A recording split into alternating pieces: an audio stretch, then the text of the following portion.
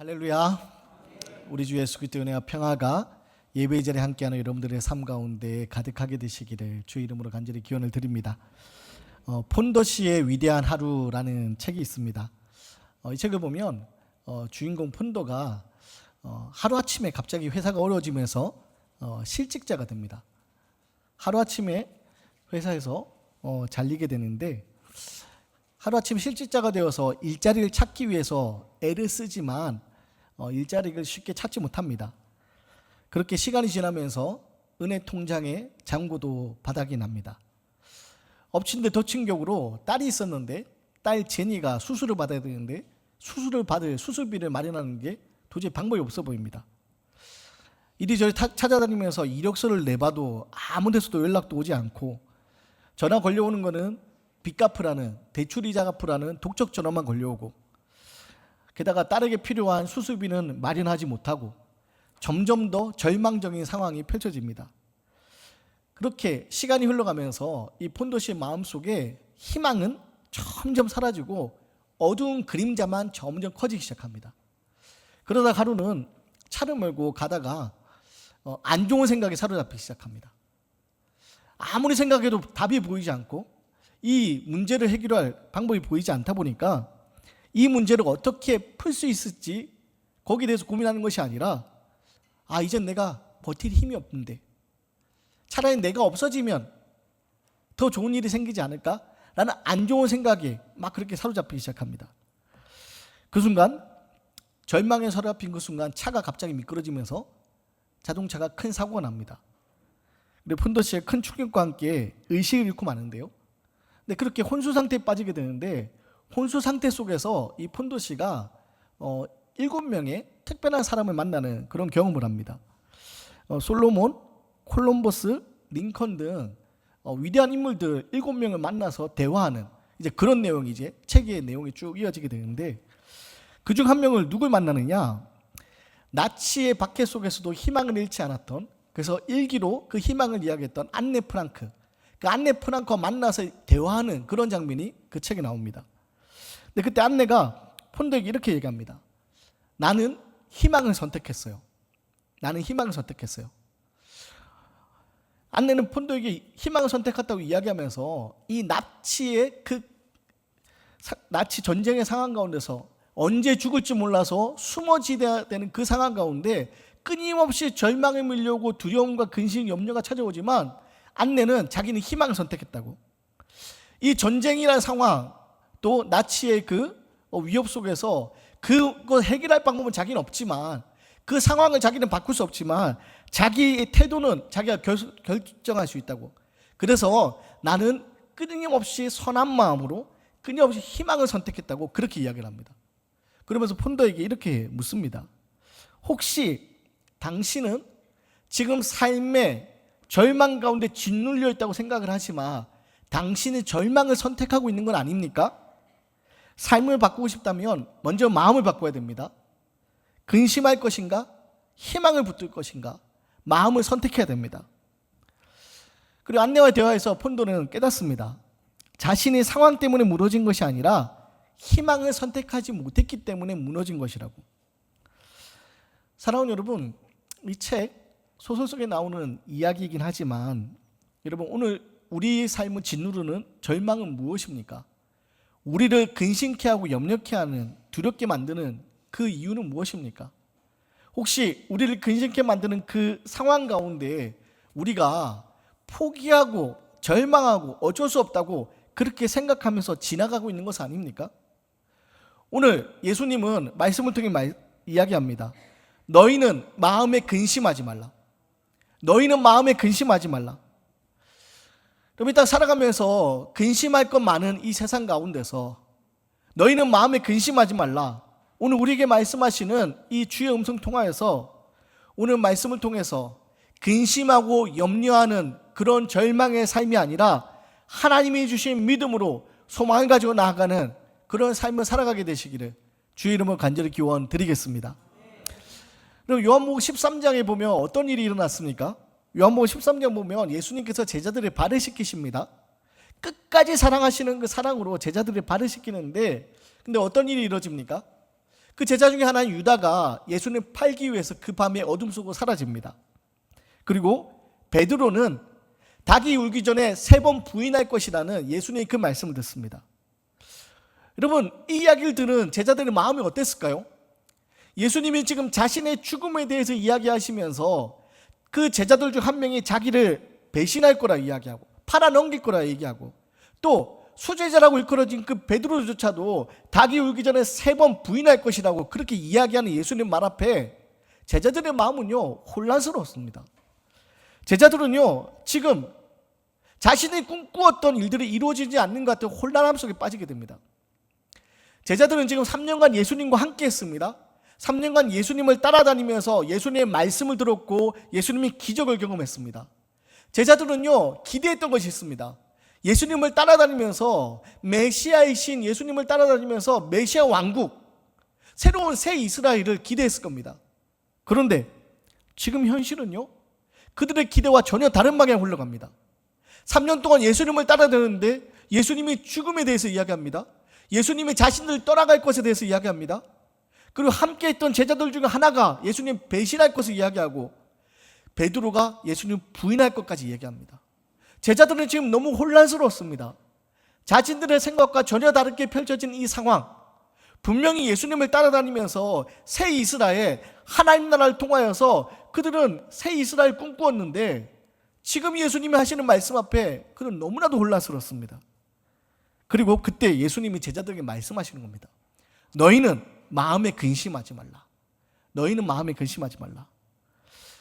사랑하는 성도 여러분, 지금 제자들이 처한 상황처럼 우리가 신앙생활하는 가운데 우리의 뜻대로 되지 않는 상황 가운데 놓이게 됩니다. 이 땅 살아가면서 내 생각대로 되는 일보다 내 생각대로 되지 않는 일들이 훨씬 많습니다. 그리고 내 생각대로 되지 않을 때 우리는 혼란에 빠지게 되고요, 우리는 불안과 염려 속에서 근심하게 됩니다. 어느 날 갑자기 찾아온 경제적 어려움, 어느 날 갑자기 찾아온 건강의 문제, 또 어느 날 갑자기 찾아오는 자녀의 미래, 교회 일과 신앙생활 가운데서 우리는요, 여러 가지 불안을 경험하고 근심하게 됩니다. 한치 앞을 알 수 없는 상황 가운데서 어떻게 될까? 아무리 고민해봐도 답이 보이지 않을 때 우리는 낙심하고 근심합니다. 그런데 그때 오늘 제자들에게 하신 말씀이 우리에게 들려야 됩니다. 너희는 근심하지 말라. 바라기는 여러분, 이 말씀이 단순히 염려하지 말아라, 걱정하지 말아라가 아닌 우리가 왜 걱정하지 않아도 되는지, 왜 근심하지 않아도 되는지, 왜 우리가 믿음으로 일어설 수 있는지 그것을 깨닫게 되기 바랍니다. 자, 우리 1절 말씀을 같이 한번 읽어보겠습니다. 우리 1절 같이 읽습니다. 시작. 너희는 마음에 근심하지 말라. 하나님을 믿으니 또 나를 믿으라. 여러분, 예수님이 너희는 마음에 근심하지 말라라고 얘기합니다. 근심하지 말라. 여기서 근심하다라는 헬라어 단어가요, 타라세스토라는 단어를 쓰는데 이것이 단순히 마음속에 걱정하는 그 상태를 이야기하는 것이 아니라 조금 강한 의미를 가지고 있습니다. 동요하다, 그리고 흔들리다, 혼란에 빠지다라는 그런 의미를 가지고 있는데 마치 그런 것 같습니다. 바람에 날리는 갈대처럼 혹은 풍랑 속에서 요동치는 파도처럼 바로 그런 상태를 이야기하는 겁니다. 마음이 요동치는 상태, 그게 근심하는 상태라는 겁니다. 그냥 가만히 걱정만 하는 게 아니라 지금 마음이 내 마음대로 할 수 없는 요동치는 상태, 그게 근심하는 상태입니다. 근데 예수님은요, 이것을 하지 말라라고 금지하십니다. 단순히 권유하는 게 아닙니다. 야, 너희들 걱정거리가 있겠지만 그래도 걱정하지 마, 이렇게 아주 부드러운 어조로 이야기하시는 것이 아니라 아주 강한 명령조로 말씀합니다. 너희는 마음에 근심하지 말라. 이 말씀은요, 명령조로 되어 있습니다. 왜 예수님이 이런 말씀을 명령을 하시느냐? 앞서 말씀드린 것처럼 제자들의 마음 상태가요, 지금 요동치고 있습니다. 제자들은요, 예수님이 곧 떠날 것이라는 이야기 들었습니다. 떠날 것이라는 이야기 가운데서 지금 예수님을 따라다니면서 자신의 모든 생업을 포기하고 예수님을 따라다녔는데 예수님이 갑자기 떠난다니까 혼란스러워진 겁니다. 지금 이제 예수님이 떠나시면 그들이 어떻게 해야 될지 지금 한치 앞을 알 수 없는 상황입니다. 방향을 잃습니다. 길을 잃습니다. 삶의 터전이 잃어버립니다. 그리고 불안해집니다. 그리고 불안해질 때 예수님이 말씀하시는 겁니다. 너희는 근심하지 말라. 근심하지 말고 무엇을 하고 얘기합니까? 너희는 근심하지 말라. 하나님을 믿으니 또 나를 믿으라. 지금 여러분 제자들은요, 하나님 믿는 사람들입니다. 근데 하나님 믿는 사람들인데 그런데도 근심이 찾아옵니다. 여러분, 우리가 신앙생활 가운데 믿음은 나아가지만 우리 끊임없이 근심 우리에게 물밀듯 밀려옵니다. 근데 그때 우리가 어떻게 되냐? 예수님 말씀을 기억해야 됩니다. 하나님은 믿으니 또 나를 믿으라. 사랑하는 여러분, 예수님은요 제자들에게 지금 말씀하시는 겁니다. 너희가 지금 혼란스럽겠지만, 마음이 요동치고 불안하겠지만 하나님은 믿고 또 나를 믿으라. 왜입니까? 하나님은요, 우리 주님은요 신실하신 분이기 때문입니다. 우리는 상황 때문에 자꾸 마음이 요동칩니다. 우리는 상황 가운데서 마음이 끊임없이 흔들립니다. 우리의 결단은요 하루에도 수십 번, 수백 번씩 무너집니다. 그런데요, 하나님의 약속의 말씀은 영원합니다. 하나님의 약속의 말씀은 신실합니다.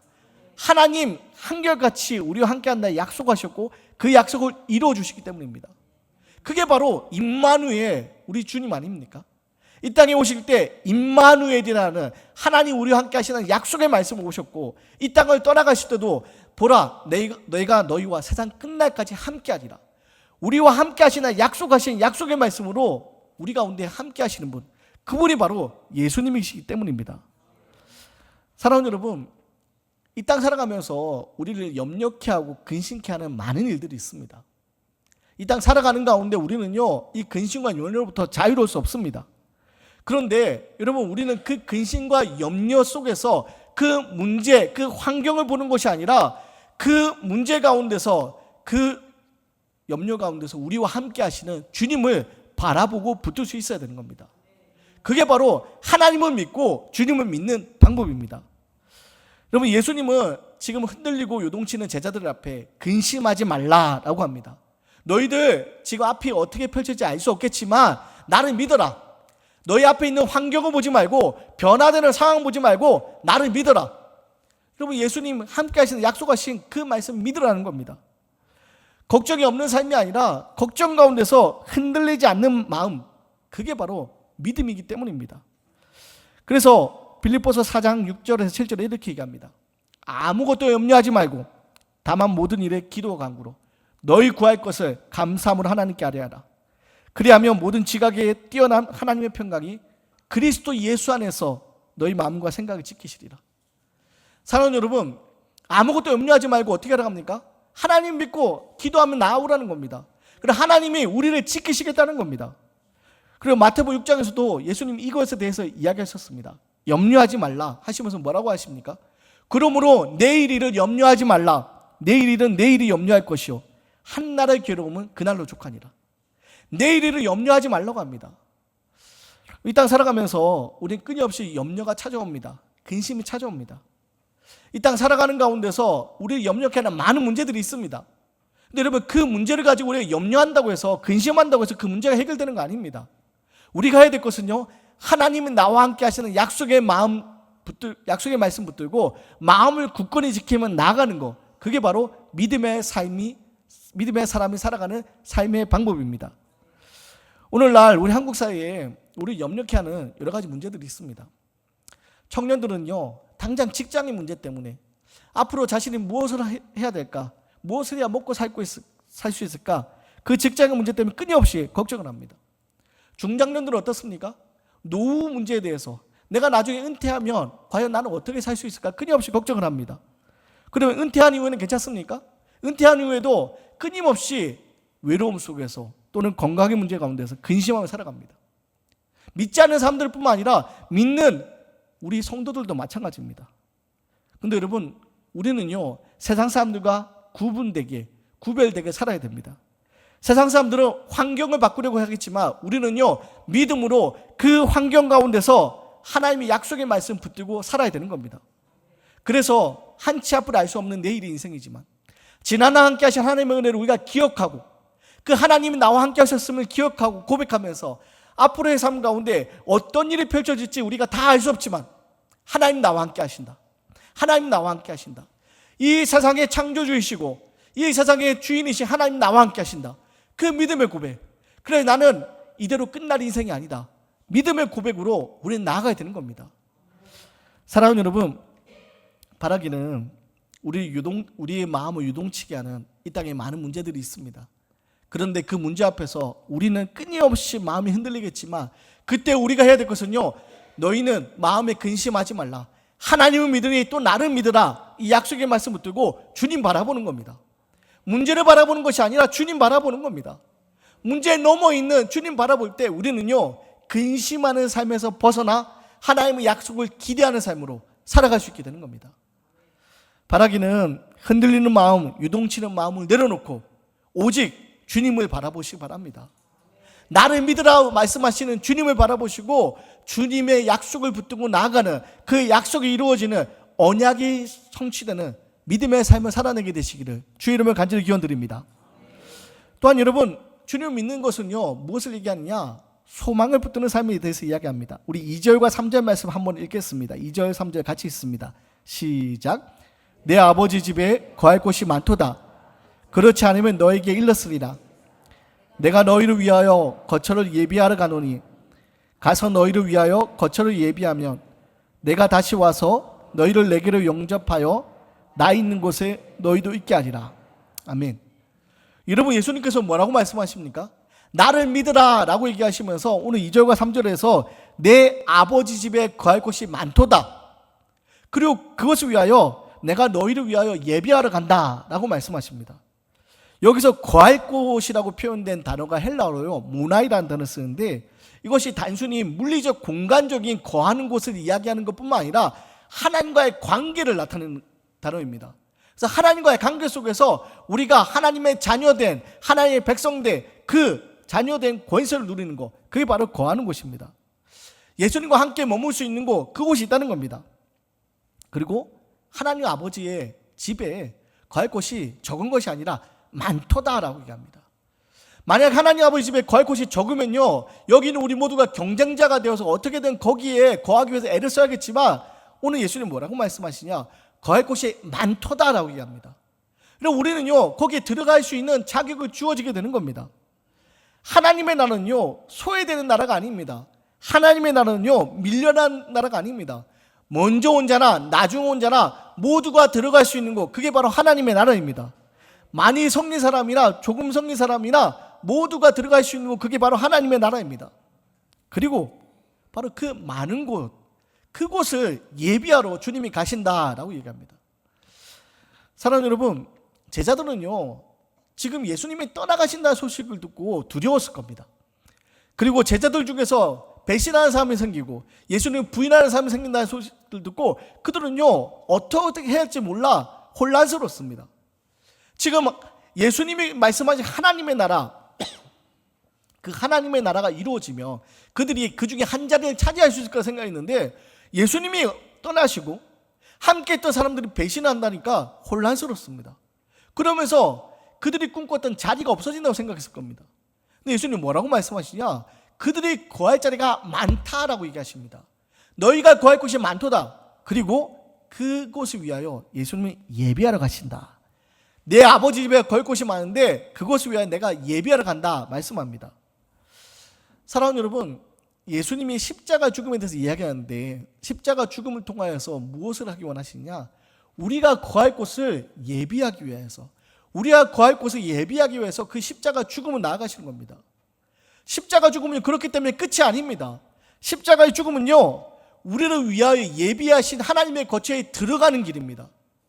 그래서 우리가 이전에는 사망의 어둠의 그늘 아래서 신음할 수밖에 없는 그런 존재였지만 예수님의 십자가를 통하여서 하나님의 자녀된 권세를 얻고 하나님의 자녀를 권세를 통하여서 영원히 하나님을 아버지라 부를 수 있는 그런 놀라운 은혜를 누리게 된 겁니다. 그래서 예수님의 십자가의 죽음은요, 끝이 아니라 시작이 되는 겁니다. 그래서 예수님의 십자가 죽음이 시작이 되기 때문에 히브리 십자가에서 뭐라고 얘기하냐? 우리가 예수의 피를 힘입어 성소에 나아갈 힘을 얻었다라고 얘기합니다. 우리가 예수의 피를 힘입어서 성소에 나아갈 힘을 얻었다. 사랑하는 여러분, 예수님께서 지금 제자들을 떠나가시는 거, 인간적인 모습으로는 그들에게 두려움이 될지 모르겠지만 예수님은요, 우리 모두를 위한 영원한 생명의 자리로 나아가기 위한 바로 그 일을 위하여서 십자가의 죽음 그리고 부활을 위해 나가시는 길인 겁니다. 그리고 그 십자가 죽음을 통해서 우리에게 무엇을 약속하십니까? 나 있는 곳에 너희도 있게 하리라. 나 있는 곳에 너희도 있게 하리라. 예수님이 십자가를 죽으신 건요, 바로 그 하나님 나라에 우리가 거하게 하기 위해서, 죄로 인하여서 하나님과 끊어졌던 하나님과의 관계를 다시 회복시키셔서 우리가 하나님의 처소에 거하게 만들도록, 그래서 나 있는 곳에 너희도 있게 하리라. 예수님 계신 곳에, 하나님 계신 곳에 우리가 있게 하기 위해서. 사랑하는 여러분, 우리는 약속의 말씀 붙들고 나아가는 겁니다. 그래서 예수님 말씀하시는 겁니다. 하나님을 믿으니 또 나를 믿으라. 내가 너희를 위하여 예배하러 간다. 나 있을 곳에 너희도 있게 하리라. 사랑하는 여러분, 이 땅 살아가면서 우리를 두렵게 만드는 여러 가지 일들이 있습니다. 우리를 혼란스럽게 하고 우리 마음을 유동치게 만드는 여러 가지 문제들이 있습니다. 그리고 그 문제를 바라볼 때 우리는 참 너무 답답합니다. 내 힘으로 해결되지 않을 것 같아서 우리는 두렵고 염려하고 근심합니다. 때로는 근심 속에서 잠 못 이룰 때도 있습니다. 그런데 여러분, 하나님은요, 예수님 우리에게 약속합니다. 나를 믿으라. 나를 믿으라. 너희를 위하여 내가 예배하러 간다. 너희를 위하여 예배하러 가고 나 있는 곳에 너희도 있게 하리라. 이 약속의 말씀 우리는 붙들 수 있어야 됩니다. 이 약속의 말씀 붙들고 나아갈 때 여러분, 이 땅에서의 삶 가운데 괴로운 삶의 자리가 놓일 때가 있겠지만 여러분, 우리는 천국 소망 가지고 나아갈 수 있게 되는 겁니다. 이 땅의 삶이 전부가 아니라 우리에게 예비된 하나님이 약속하신 하나님의 나라가 예비되었음을 믿고 그 생명에 충만한 그 나라를 꿈꾸고 나아갈 수 있게 되는 겁니다. 그리고 이 소망 가운데 나 있는 곳에 너희도 있게 아니라 그 약속의 말씀 붙들고 나아갈 때 이 땅에서 우리의 작은 실패들이 우리의 절망의 이유가 아니라 하나님의 놀라운 약속이 이루어지는 과정임을 우리는 고백할 수 있게 되는 겁니다. 사랑하는 여러분, 이 땅에 특히 이 한국 사회에서 점점 더 물질 만능주의가 되어가고 이 땅의 삶이 전부라고 우리에게 속삭입니다. 그런데요, 그렇지 않다는 겁니다. 이 땅의 삶이 전부가 아니라 우리가 가야 할 본향이 있다는 겁니다. 나 있는 곳에 너희도 있게 하리라. 그리고 그 일을 위하여서 예수님이 십자가를 지셨고 예수님이 십자가에 죽으셨고 죽음이 끝이 아니라 죽으시고 부활하셔서 우리가 그 자리에 있게 만드신다는 겁니다. 바라기는 이 말씀 앞에 여러분, 우리가 여기서 끝인가라는 막막한 가운데 근심할 때가 있겠지만 하나님의 약속, 주님 우리에게 약속하신 말씀 붙들고 나아갈 수 있어야 됩니다. 문제 앞에서 낙심하고 근심하며 절망하는 인생이 아니라 문제가 있지만 이 문제 넘어 있는 하나님 바라보면서 나아갈 수 있어야 되는 겁니다. 비행기가 처음 발명되고 얼마 안 있을 때 비행기 훈련하는 교관대사에서 이야기되는 게 있었다고 합니다. 그게 뭐냐? 요즘에야 비행기가 아주 고도로 발달되었지만 초창기에는 그렇지 못했잖아요. 그러다 보니 비행기 조종사들의 가장 위험한 존재가 있었는데 그게 뭐냐? 쥐였다고 합니다. 그래서 혹시라도 비행기 안에 쥐가 숨어들면 쥐가 전선을 갉아먹을 수 있으니까, 그리고 공중에서 이게 전선이 혹시라도 쥐가 갉아먹으면 고장나서 추락할 수 있으니까 항상 쥐를 조심하는 것, 그게 교관들이 훈련사들에게 항상 해주던 이야기였다고 합니다. 그런데 어느 날 작은 이제 비행기, 경비행기를 조종하는 조종사가 딱 상공에 올라갔는데 어디서 쥐 소리가 들리는 겁니다. 순간 두려워지기 시작합니다. 아, 저 쥐 같은데 혹시라도 중요한 전선을 갉아먹으면 어떡하지? 막 두려움이 휩싸입니다. 막 두려움이 휩싸이는데 지금 비행기를 조종하고 있는 가운데서 비행기 안에 있는 쥐를 찾을 방법도 없고 막 염려가 몰려옵니다. 추락하면 어떡하나, 추락하면 어떡하나. 근데 그때 교관이 해줬던 그 말을 떠올리면서 어떤 결정을 하느냐? 그 비행기를요, 상공 높이까지 고도를 높이기 시작합니다. 높이 고도를 올리면 그 쥐가 산소가 희박해져서 기절한다고. 그러니까 기절하니까 높이 올리라는 그 교관의 말을 떠올리고 높이 고도를 올립니다. 그랬더니 쥐 소리가 들리지 않게 되더래요. 그래가지고 다행히 무사히 착륙해서 나중에 그 비행기를 점검해 보니까 쥐가 이렇게 쓰러져 있는 것을 발견했다고 합니다. 여러분, 이 이야기 너무나도 유명한 이야기이기도 한데 이 이야기를 통해서 우리가 생각해 봐야 될 것이 있습니다. 뭐냐? 마치 비행기 안에 있는 쥐처럼 우리를 근심케 하는 여러 가지 소리들이 우리에게 끊임없이 들려옵니다. 근데 끊임없이 들려올 때 여러분, 우리가 그것으로부터 자유로울 수 없습니다. 내 생각을 사로잡고 내 마음을 유동치게 하는 근심거리들, 염려거리들. 근데 이 문제를 여러분 우리가 해결할 수 없습니다. 우리는 자꾸 걱정 속에서 두려워만 합니다. 여러분, 근데 그 문제를 해결할 수 있는 방법이 뭐냐? 하늘 높이 올라가는 겁니다. 믿음으로 하나님께 올려드리는 겁니다. 기도함으로 나아가는 겁니다. 믿음으로 나아가는 겁니다. 나는 할 수 없지만 하나님이 할 수 있다는 믿음의 확신 가지고 하나님께 내가 맡길 때 수고하고 무거운 짐진 자들 다 내게로 오라. 내가 너희를 쉬게 하리라. 약속의 말씀 우리 가운데 성취되는 겁니다. 오늘 예수님이 제자들에게 말씀하십니다. 그리고 우리에게 말씀합니다. 우리를 혼란케 하는, 유동치게 하는 여러 가지 근심거리도 있지만 근심하지 말라. 하나님 믿으니 또 나를 믿으라. 나 있는 곳에 너희도 있게 하리라. 이 약속의 말씀 붙들고 여러분, 문제 바라보면서 낙심하는 인생이 아니라 문제 넘어 있는 하나님 바라보면서 믿음으로 하나님의 약속의 말씀 붙들고 근심을 뛰어넘어 나 있는 곳에 너희도 있게 하리라는 약속이 성취되는 믿음의 삶을 살아내게 되시기를 주의 이름으로 간절히 기원 드리겠습니다.